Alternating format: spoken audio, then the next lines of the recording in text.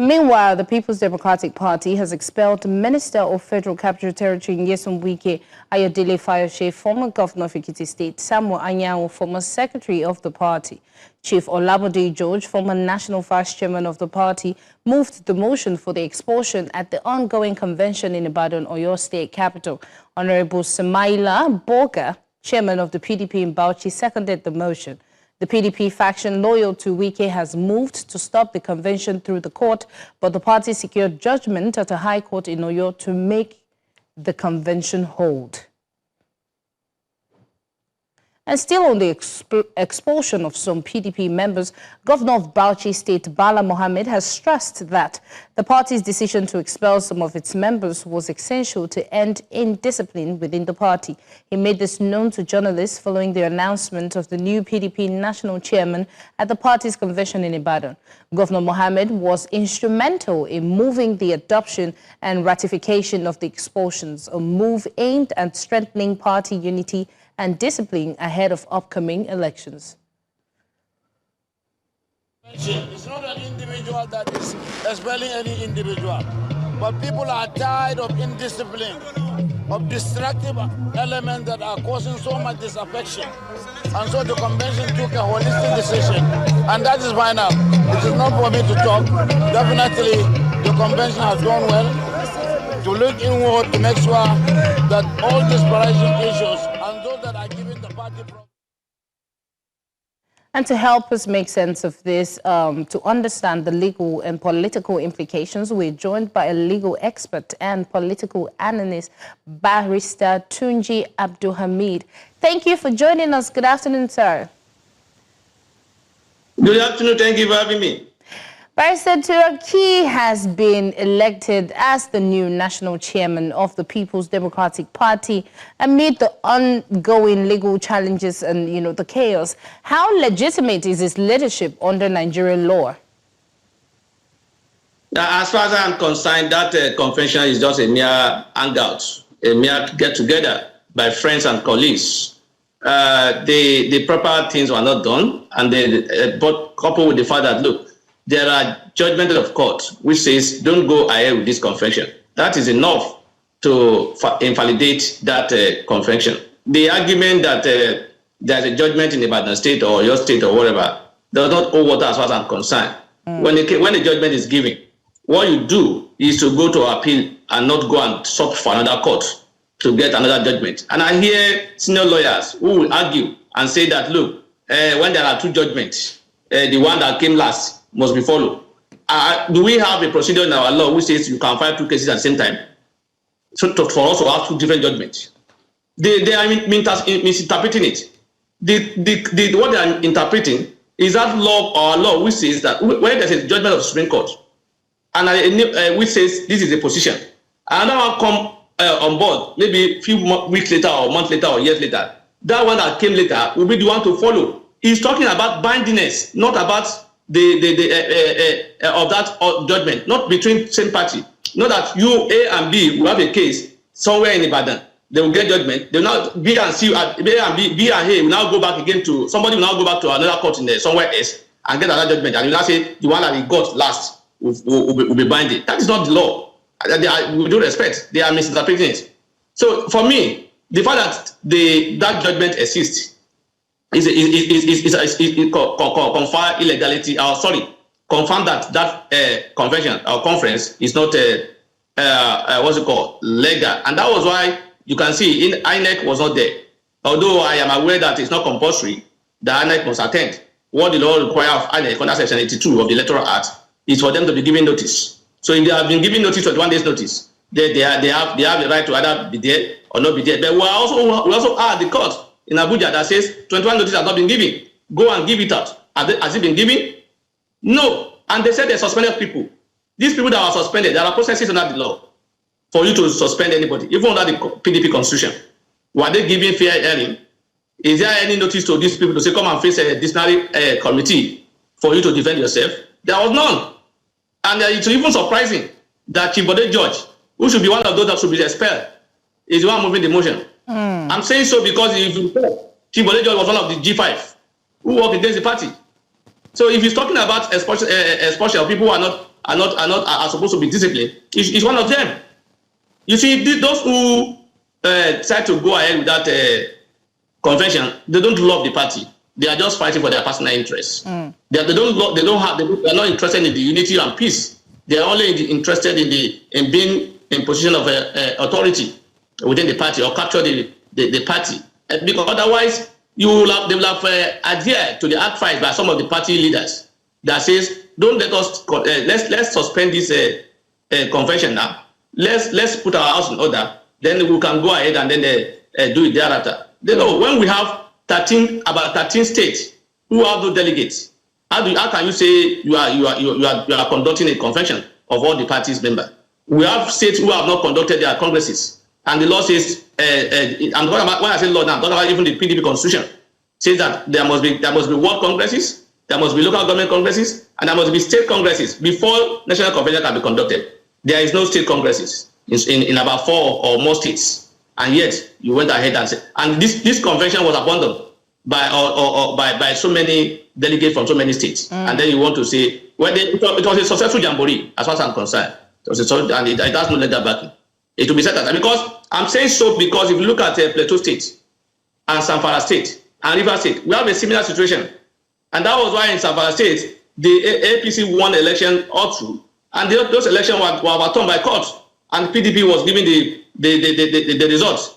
The Plateau State, except for the governor, all the PDP candidates that won the election as House of Assembly and House of Rep, they are no longer there today. What was the reason? There was a court order before the Congress that produced those who conducted the primaries.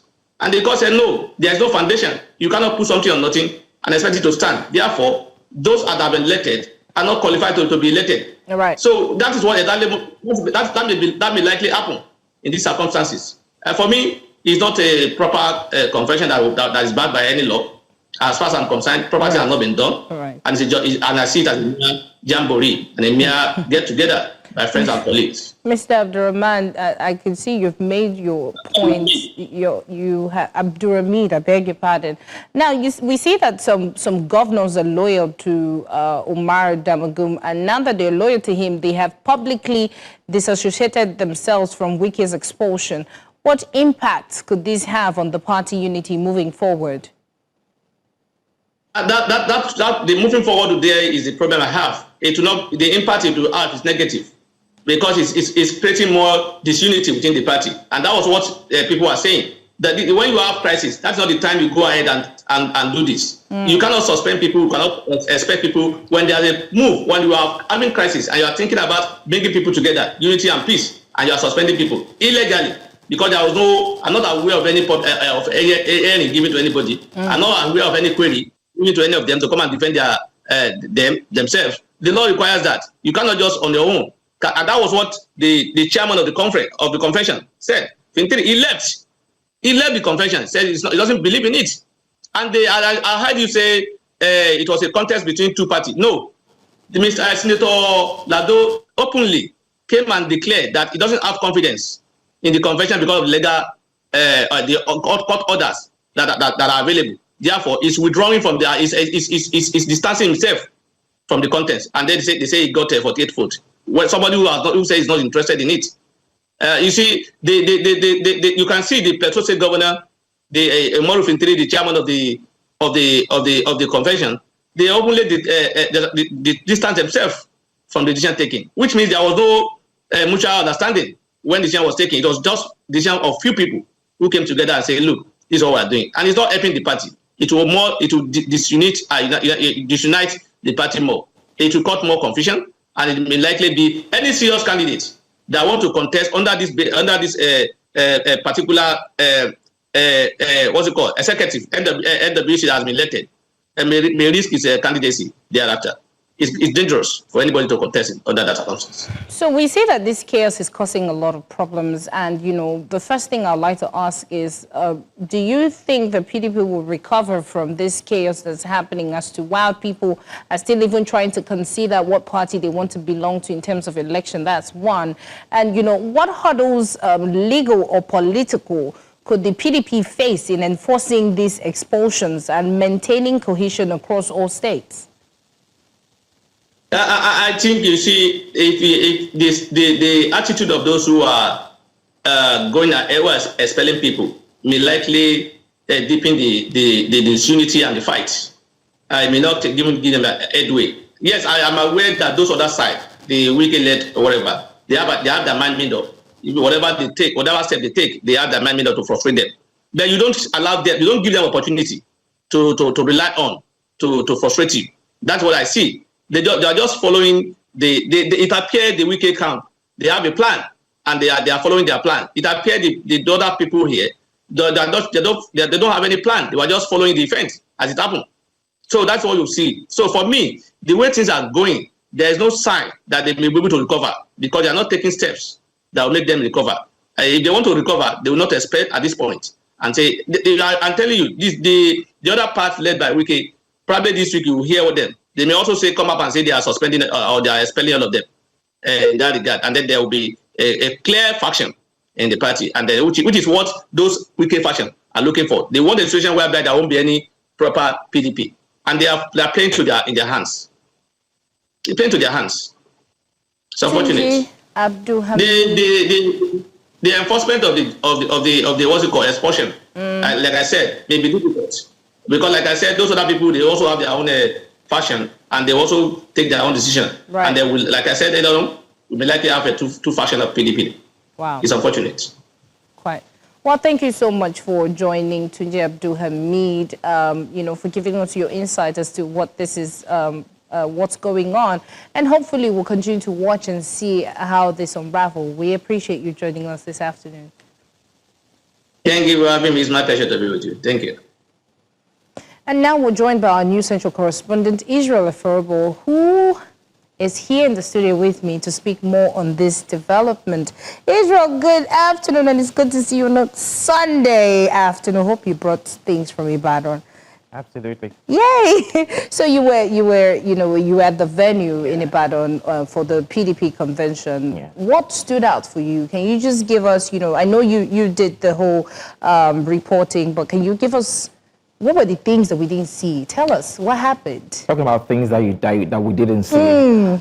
So there were a whole lot that we did not see, that people couldn't get to see. Yeah. But I just want to quickly point out something here now. So if all those who were at the convention yesterday, from yesterday into the early hours of this morning, if they saw this interview we just had now with this guest, they would totally, completely disagree with his submission. Wow. Because they would tell him that no, this convention will stand, the result will stand, we believe in the PDP, and we believe that the party is alive again. Wow. That is the belief of those that were on the ground yesterday at the Nyesom Salami Stadium in Ibadan, the Oyo State capital. So yes, it was a carnival-like atmosphere, but not a jamboree like some people are calling it to be. It wasn't just a gathering of friends, but it was a gathering of stalwarts in the PDP, and they were all gathered there, and they did exactly what they came there to do.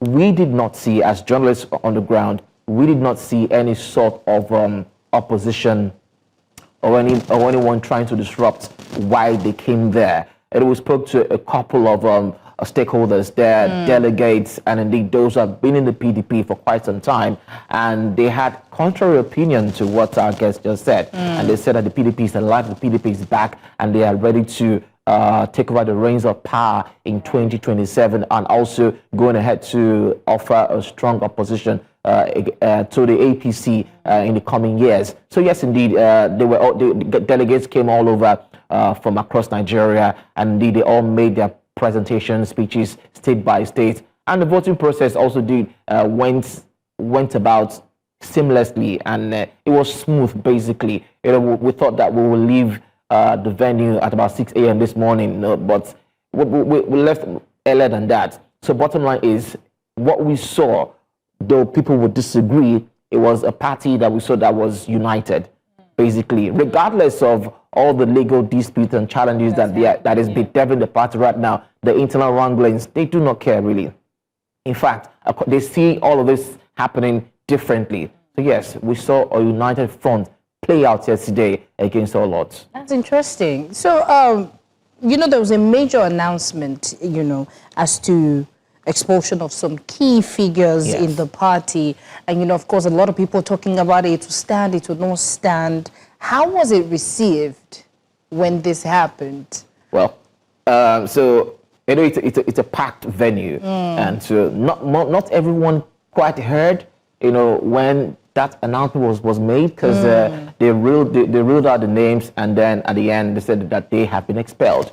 There were cheers from a section of the crowd, and then people were asking, what was said, what happened? But when they got a wind of what exactly just happened, we spoke to a few of them, and what they said was, this is what they had been waiting for, something that should have been done a long time ago. And they said it's just part of ways by which they want to reposition the party. That these people, they've erred and they deserve what has come to them this time around. But funny, and just about an hour after this announcement was made, we saw some big wigs, going ahead to say, guess what? We dissociate ourselves, from this announcement that was made. I mean, we have the likes of Governor Mufwang of Plateau State. He released a statement. He was there yesterday as well, but he released a statement, saying that no, he's not part of the people who are not part of this. And one key thing that he did say was they were not consulted on this. This was not a decision that everyone in the party agreed to. It was never discussed, so they have no hand, no part to play in this particular expulsion of this set of people by the PDP last night in Ibadan. Wow, this is just, it's a broad conversation. Of course, it's still going to be ongoing. As per Tunji is saying, it was a party, it was a jamboree, but you saying that it was a house that was like, yes, we're back together. And then, of course, you're not having, governors saying, oh, I wasn't there or I was there. Yeah. So it's a bit chaotic. And let's just hope that, they do put their home together, because how can people vote and elect if your house is not put together? Anisha, thank you so much for going all the way to Ibadan to, have this report. And I'm here receiving it for you. I appreciate it. Thank you for joining me this afternoon. Thank you.